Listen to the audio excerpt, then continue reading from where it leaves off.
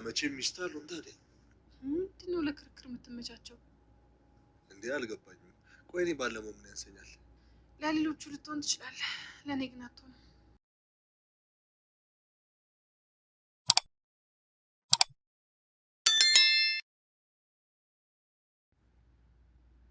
ናሆሜ በጣም ተጨንቋል።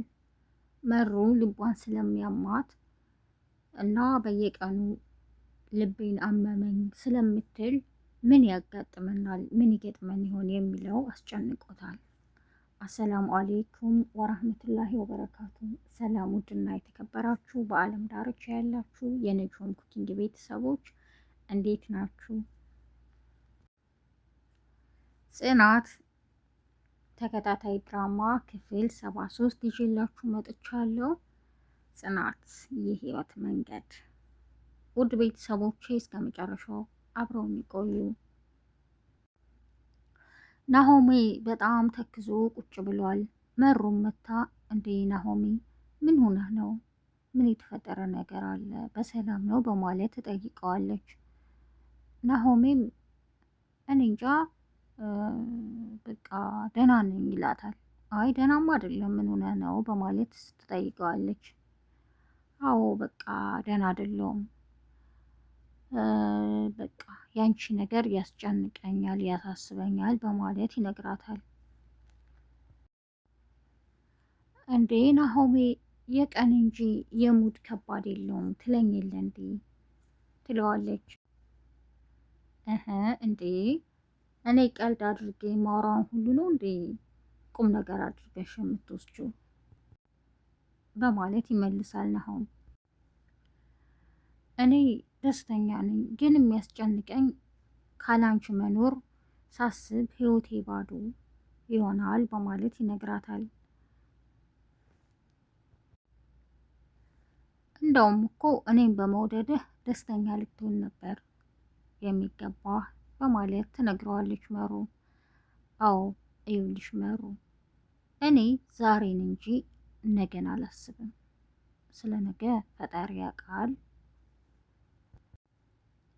አንቺ ግን ሁሌ ህመምሽን እያነሳሽ ጎዶሎ ላደርገህ ነው ትይኛለሽ በማለት ይመልስላታል ናሆም። እኔ እኮ በቃ እንደዚህ ስትለው አዎ አውቃለሁ፣ ልብሽን እንደሚያምሽ አውቃለሁ፣ ግን በቃ በየቀኑ ስለምታነሺ እጨነቃለሁ ይላታል። ግን ላሳስብህ እኮ አስቤ ወይም ላስጨንቅህ አይደለም፣ በቃ ሰሞኑን የሚሰማኝ ጥሩ ስላላደለ ነው ትለዋለች መሩ። እና ናሆም የማቶ ሳላ እድሜ ያለው ይመስልሻል ይላታል። መሩም በቃ ድጋሚ እንደዚህ አይነት ነገር አላነሳም፣ እሺ በቃ በማለት ይስማማሉ። ኬብሮንም ሰናይት የደበቀችበትን ዶክሜንት የምሰጠው ቤት ካጸዳህ ነው ብለው ያው ቤቱን እያጸዳ ነው። ሰናይትም ስትመጣ ያው የተባልኩትን ቤት አጽድቻለሁ፣ ስለዚህ ዶክሜንቲን በማለት ይጠይቃታል ኬብሮን። ሰኒም በቃ ተደላድላ ቁጭ ያለች 40 ደቂቃ ለምነኝና ዶክሜንትህን እሰጥሃለሁ ትለዋለች። ክብሮን በጣም ተናደደ። እንዴ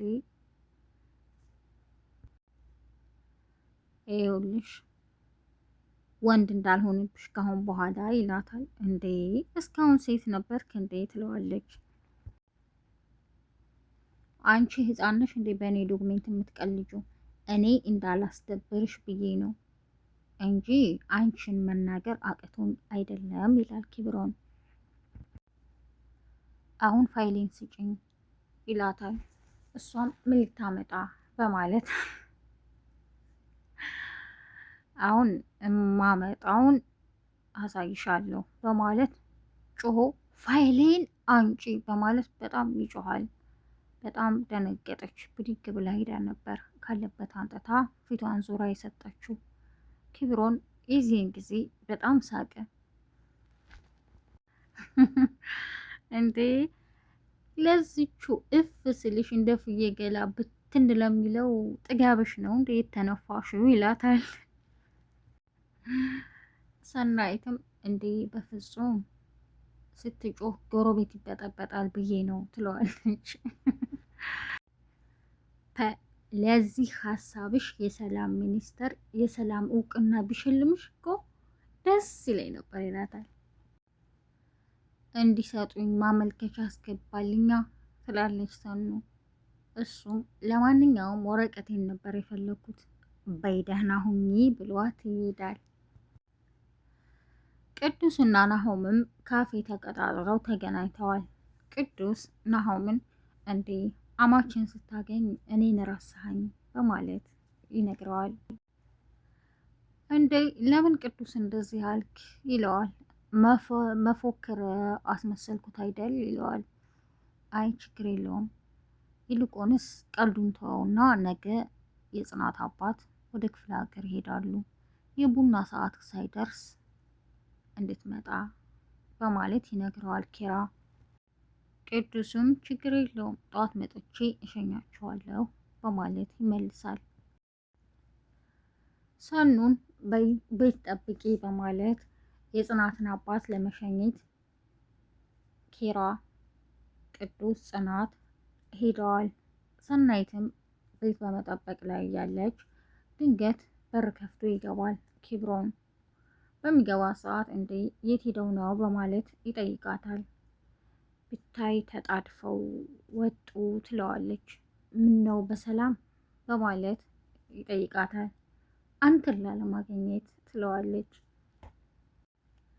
እኔ እኮ ዝም ስልሽ ጭቅጭቅሽን ትቀጥያለሽ፣ ምላስሽ አያርፍ፣ የሆነ ነገር ስልሽ ደግሞ እየዬ ታያለሽ ይላል ክብሮን። እናቱ አንቺ ጭቅጭቁ ላይ ትቆያለሽ መሰል እኔ ከስራ ደክሞኝ ነው የመጣሁት በማለት ከመቀመጫው ብድግ ይላል።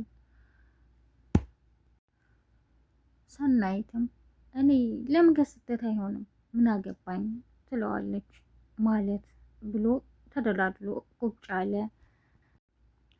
ሆ እንደ ሚስት እግሬ ሲገባ ጠብቀሽ መጨቃጨቁን ተይ እያለ ነው። ለምን ይሁን ግን አይጥና ድመት የሆኑት ሰናይትና ኪብሮን? እንዴ ጭራሽ ባልም ልትሆን ያምርሃል እንዴ ትለዋለች። እና መቼስ ሚስት አልሆን በማለት ይመልሳል ኪብሮን። እንዴ ምንድነው ለክርክር ተመቻችተህ የምትቀመጠው ትለዋለች። ቆይ ግን እኔ ባል ለመሆን ምን ያንሰኛል በማለት ይጠይቃታል። ሰናይትም ለሌሎቹ ልትሆን ትችላለህ፣ ለእኔ ግን መሆን አትችልም በማለት ትመልስልታለች። ምን ማለት ነው በማለት ይጠይቃታል። ኦሆ አንተ ሰውዬ መቼም ቢሆን የኔ ባል ልትሆን አትችልም በማለት እየተከራከሩ ጽናትና ኪራ አባቷን ሸኝተው መጡ ወደ ቤት። እንዴ እናንተ ልጆች ስለ ባል ስታወሩ ሰማሁ ልበል በማለት ወሬውን ይጀምራል ኪራ። ሰናይትም በሉ በቃ የኔ የቤት ጥበቃ ጊዜ ኤክስፓየርድ ሆኗል ደህና ደሩ ብላ ተነስታ ትሄዳለች። ኪብሮንም እሺ እኔም ደክሞኛል ከስራ መምጣቴ ነው ልብስ ልቀይር ነው በማለት ትቶ ይሄዳል። ጽናትም በሉ እኔ ኪችን የለየው በማለት ወደ ኪችን ትሄዳለች። ሰናይትም እንዴ ምን ሆነ ነው የምታፈጥብኝ ልስ ላይ ነው እንዴ በማለት ተነስታ ትሄዳለች።